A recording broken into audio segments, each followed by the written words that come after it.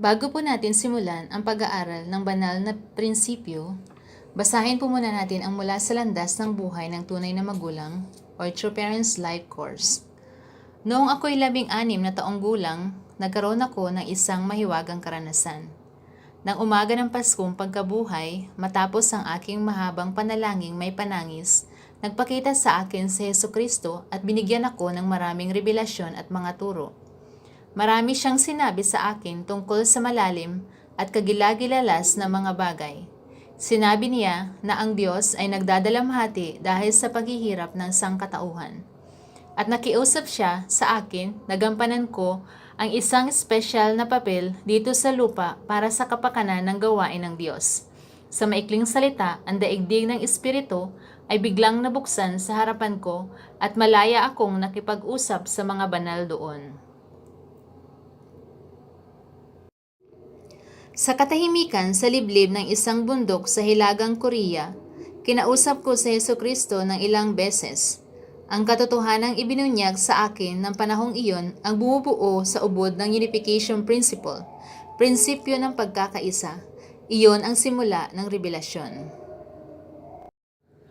Magbuhat ng espesyal na bakipagtagpong iyon, lagi na akong nakikipag-usap sa mga banal sa daigdig ng Espiritu, gayon din sa Diyos na buhay at kay Jesus.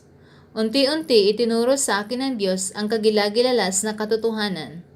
Wari bang ang araw sa umaga ay sumikat pagkatapos ng isang mahaba at malalim na gabi? Sa katotohanan ito, nabansagan ko ang bukang liwayway ng isang maluwalhating bagong kultura.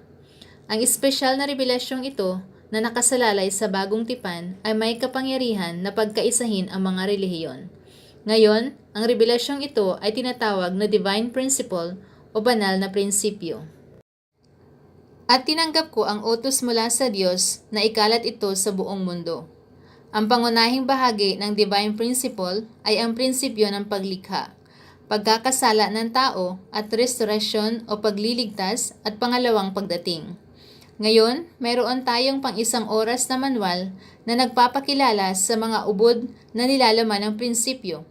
Ngunit may mga iba pa ring version ng manual na nagpabanghay ng higit na detalyadong nilalaman. Panimula. Ang bawat isa sa atin ay nagsusumikap makamtan ang kaligayahan at iwasan ang kapahamakan. Ang tao ay nakakadama ng ligaya kung ang kanilang mga mithiin ay natutupad. Sa kalooban mismo ng isang individual ay may dalawang magkasalungat na mithiin. Ang orihinal na pag-iisip na naghahangad ng kabutihan at ang masamang pag-iisip na naghahangad ng kasamaan. Sinumang nilalang na may ganitong kaisipan ay natatakdang maglaho.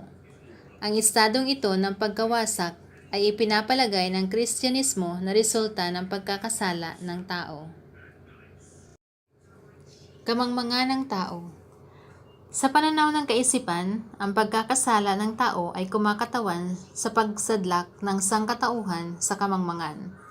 Ang mga tao ay binubuo ng dalawang aspeto, panloob at panlabas, o kaisipan at katawan. Gayon din, may dalawang uri ng kamangmangan, kamangmangang espiritual at kamangmangang siyensya. Sa pamamagitan ng relihiyon, nilandas ng sangkatauhan ang paghahanap sa espiritual na katotohanan.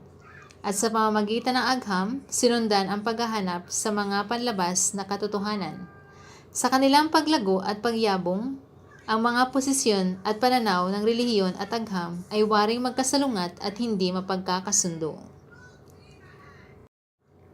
Gayunpaman, para tuluyang malampasan at mapaglabanan ng sangkatauhan ang dalawang aspeto ng kamangmangan at lubos na maisakatuparan ang kabutihan na siyang nais ng orihinal na pag-iisip, sa isang punto ng kasaysayan ay dapat lumitaw ang isang bagong katotohanan na mapagkakasundo ang relihiyon at agham at magkasama nilang malutas ang kanilang mga suliranin. Misyon ng bagong katotohanan. Ang bagong katotohanan ay dapat mayakap ang lahat ng relihiyon, ideolohiya at filosofiya sa kasaysayan at pagbuklurin sila sa isang lubos na pagkakaisa. Ang bagong katotohanan ay dapat gumabay sa mga taong makasalanan na makabalik sa kanilang orihinal na kalagayan. Ang ating magulang sa langit ay nagpadala ng isang tao sa mundong ito para lutasin ang mga suliraning fundamental sa buhay ng tao at ng sanlibutan. Ang pangalan niya ay Reverend Sun Myung Moon. Sana po ay patuloy nating pag-aralan ang banal na prinsipyo. Ang susunod na video ay ang unang bahagi ng banal na prinsipyo, Kabanata 1, ang prinsipyo ng paglikha. Maraming salamat po.